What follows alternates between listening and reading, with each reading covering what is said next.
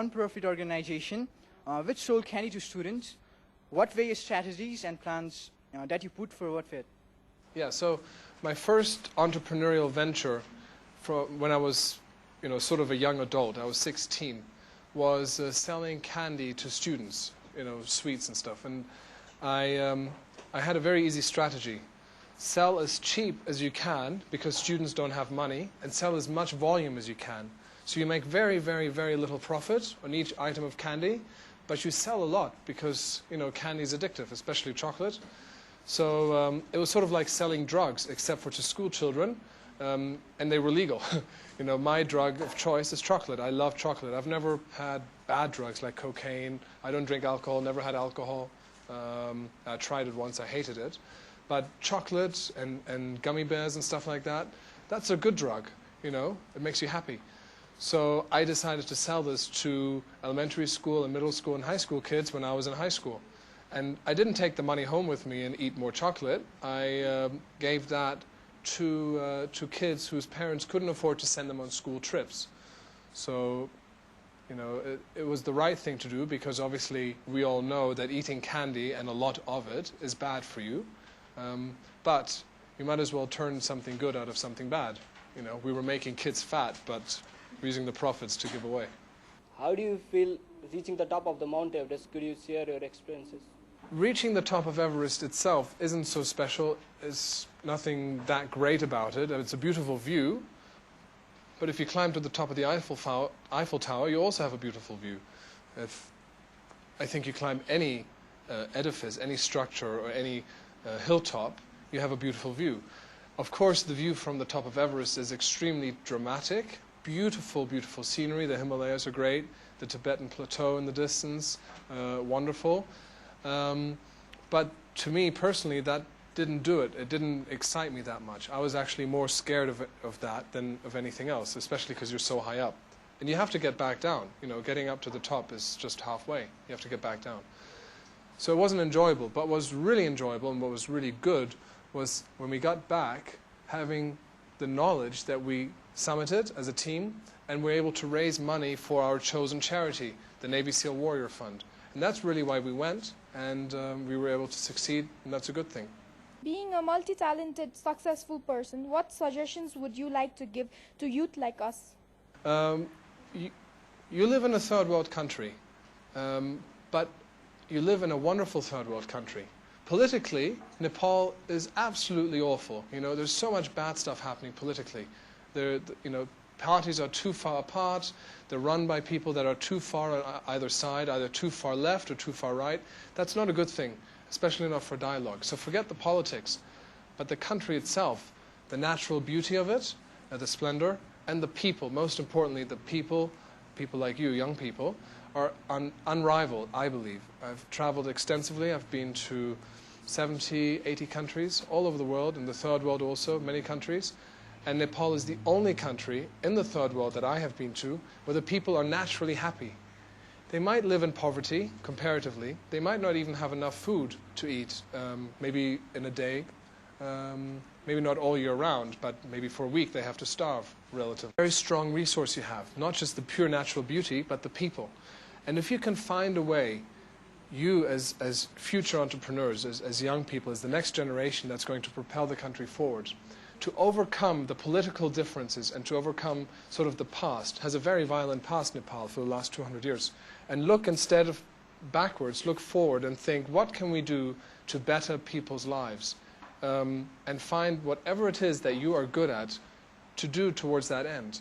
That's important. And that's something I would encourage you in. It doesn't matter if one day you end up making paper handicraft items, or if you end up employing thousands of people in a factory somewhere. Whatever you do, if it's big or small, it doesn't matter. What matters is what the end result is of your work. And if the end result is to the benefit of your country, to the benefit of your people, you're educating your fellow Nepalis and helping them, that's a good thing. And to bring some structure to this place, because there's not a lot of it. There's not enough structure. Politically, economically, in banking, you hear horror stories. But that shouldn't dissuade you from doing the right thing. Too many countries in the third world today are depressed. The people aren't really moving beyond their current situation, beyond the status quo. In your opinion, what are the human traits that youths like us need to develop to become successful? I think the most important human trait in anything you do is honesty, in business especially. If you're dishonest in business, it's going to catch up with you and you're going to lose money in the long run. And business is all about making money. And not just making money so you live a good life. That's easy. It's making money to reinvest in the future of whatever it is you're doing, whether it's a company or a charity. You should always try to make a profit, as much of a profit as you can, but then take that profit and invest it so that you have a secure future, not just for yourself, but for your employees and for the people around you. So if you have a company in Nepal and you're employing 500 people, you're not just employing 500 people. You're employing 500 people who have a family of 3 or 4 or 5 at home that they're supporting. And those people are buying things every single day in the stores all around their neighborhood. So they're supporting the shopkeeper, the laundry person, you know, the electrician, the plumber. Without those jobs, all those people lose their jobs too, or don't do as well as they would otherwise. So be honest in business and make profits. Yeah? If you're honest and you have a clear vision, except for in very strange circumstances, will you not make a profit if you just stick with it. The second virtue that I think is important, that you can't really acquire it, is to have a natural drive and to be positive. Yeah? People who are negative, a lot of them are negative all their lives. They don't just temporarily become negative, although that's called depression. They're just sort of negative humans. I find in Nepal there's a lot of people who are not negative, even though in the West we would be negative if we were put in the same situation. Yeah? If you put somebody from Germany or from France or from the United States in such dire poverty as most of the Nepalese live in, they would be depressed. They would say, I can't live like this. But the Nepalese don't say that. They say, hey, you know what?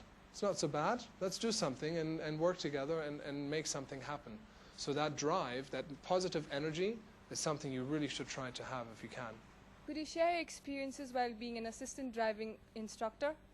Being a driving instructor was pretty fun because you're doing things that are, well, for boys, you know, we love to drive. It's stereotypical, but it's true. And, you know, you ram through barricades and all that sort of stuff. So it's pretty exciting, but it's also pretty dangerous. So I have a ruptured kidney as a result of an accident.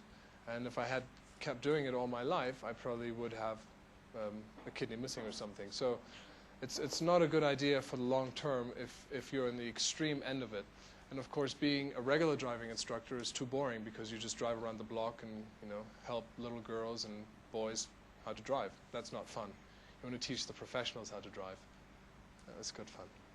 What are your future plans?